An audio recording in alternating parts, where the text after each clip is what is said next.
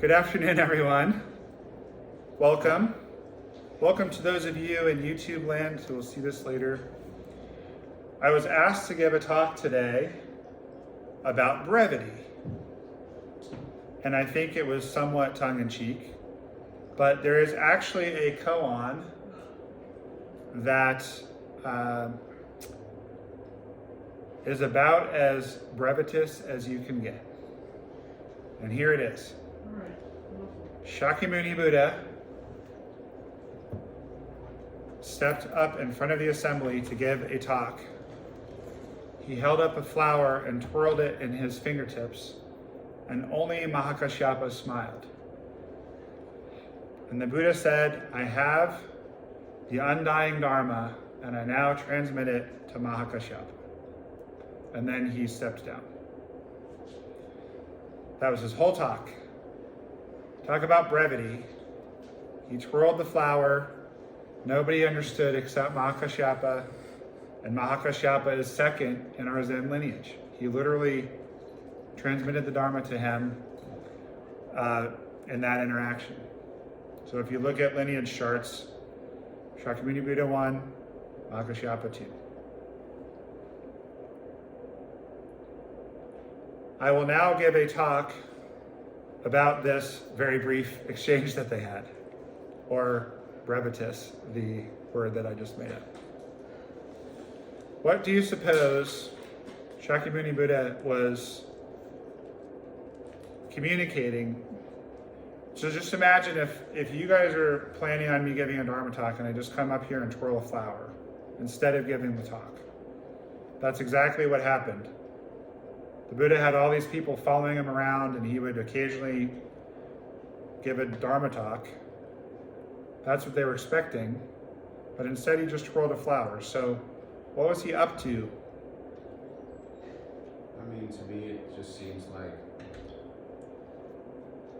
admiring the present and just like witnessing what's going on, and just like, I don't know, taking what you get from like what you see, and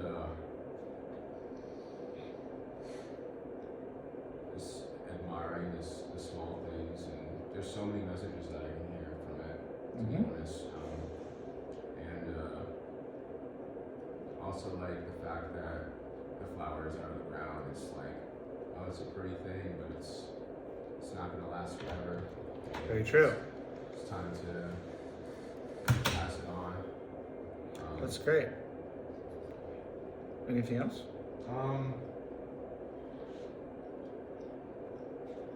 It's that to see it as a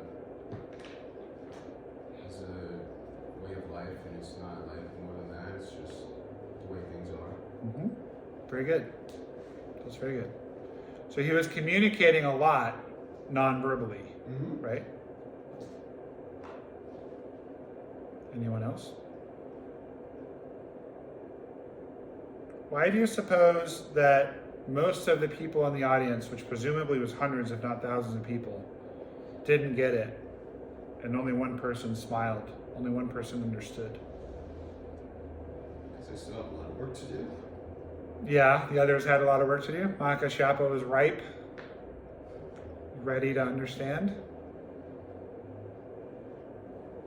I think that's true.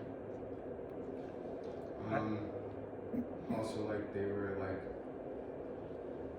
they shouldn't be looking for something, I guess. They should just like acknowledge like whatever comes about is what it is. Like, if they were looking for something more, so it's just probably like, in a way, they probably could have been disappointed. And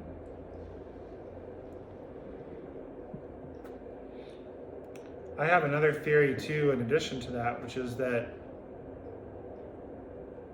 it seems to be a challenge for most of us to understand something in a non-verbal way. This is why we give Dharma talks. You know, Zen was described by Bodhidharma, who brought it to China from India, to be a special transmission outside the scriptures. Direct mind-to-mind transmission.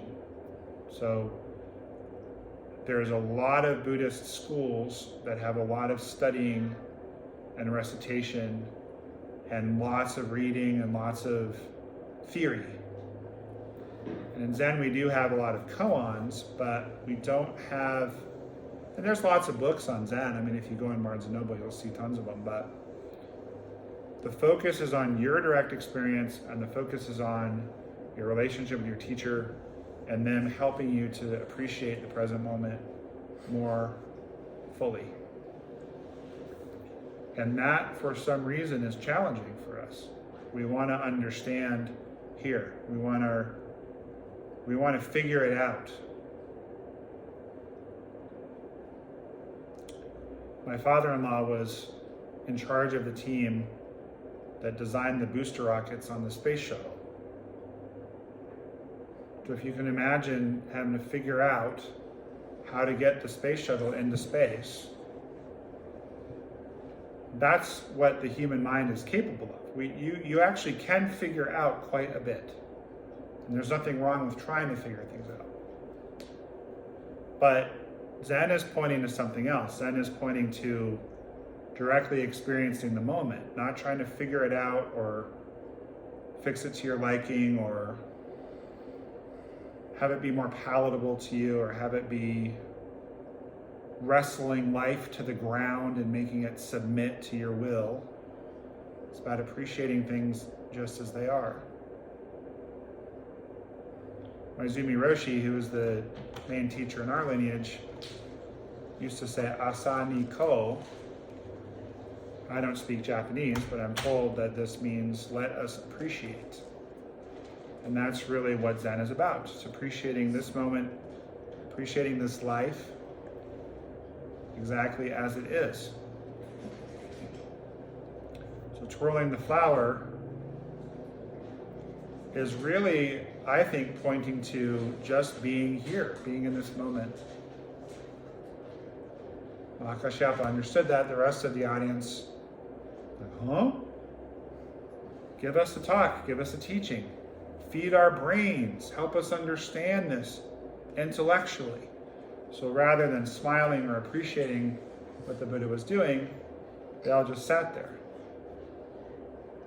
Mahakashyapa got it, so that's why he became the successor. Most Zen students don't become Zen teachers, either because they're not interested or they're not motivated or they're, for whatever reason, they don't get it. So to become a teacher, you have to both appreciate that there are no words to describe the Dharma or your life or reality, but you also have to understand how to sit up here and give talks about that fact. That's the ultimate koan, that's the ultimate paradox. My job is to use words to teach you guys these things that are beyond words. And that's why they say that the words of your teachers are like the finger pointing at the moon. It's not the moon itself. I can give you all kinds of stories about samadhi and nirvana and the deep, blissful, peaceful concentration that comes from years of practice. That's not the same as you experiencing it. I can eat a piece of pizza and describe to you in great detail what it's like. It's the best piece of pizza in the world. I got it fresh this morning at Sparrow in New York City. But unless you sink your teeth into that delicious piece of pizza, you won't really understand. You understand it here, but not here.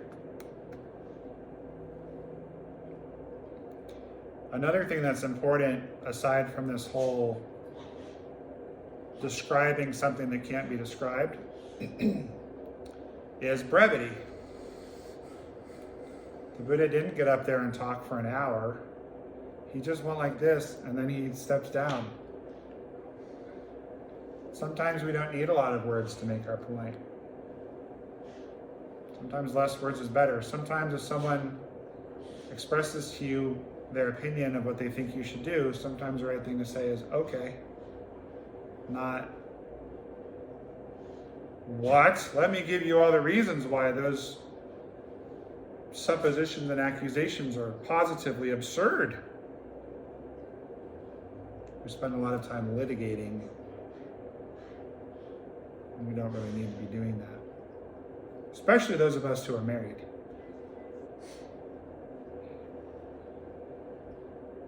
Any thoughts or questions about this? On the perspective thing, like you won't know until you sink your teeth in. Like it brings up my what I learned in Mindfulness about like perspective and like specifically for mindset for reading. There was like this picture of like people at the concentration camp and like only the person that was at the concentration camp. Oh, they look fine. They look like they're happy. But everyone else is like, oh no, they look terrible. But like they were inside, indoor. There's like so many things that you don't understand unless you actually have gone through that. That's right. So that's what came up for me. Well, and actually, the Holocaust is a good example of something that we now try to understand intellectually. There's not very many people alive still who actually went through it. We can imagine how horrible it was, but we weren't there.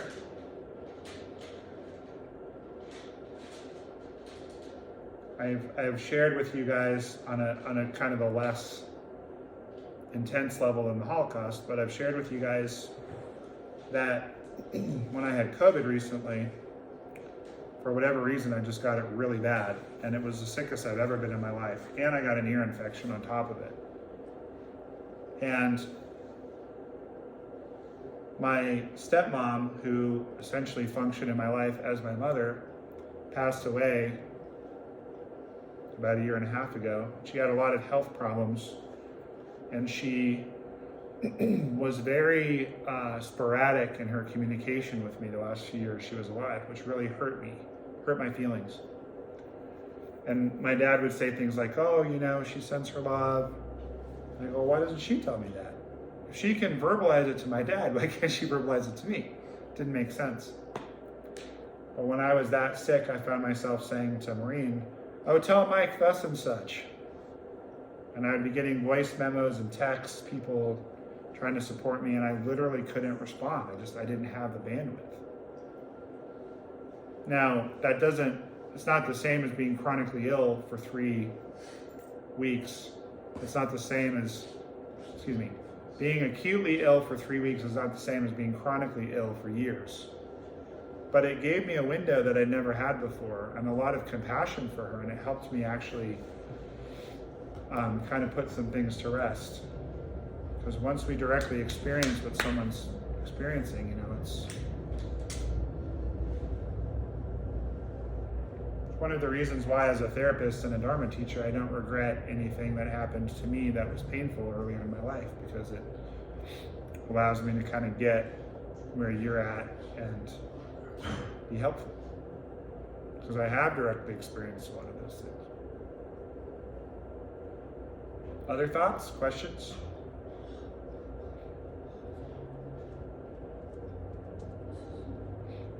All right. Well, here's my lecture on brevity. What does that mean? What does my brain do with that? Go ahead, man. That is for you to find out on your own. Thank you, everyone, for being here. Thank you, everyone. We'll see you next time. So my plan ironically worked.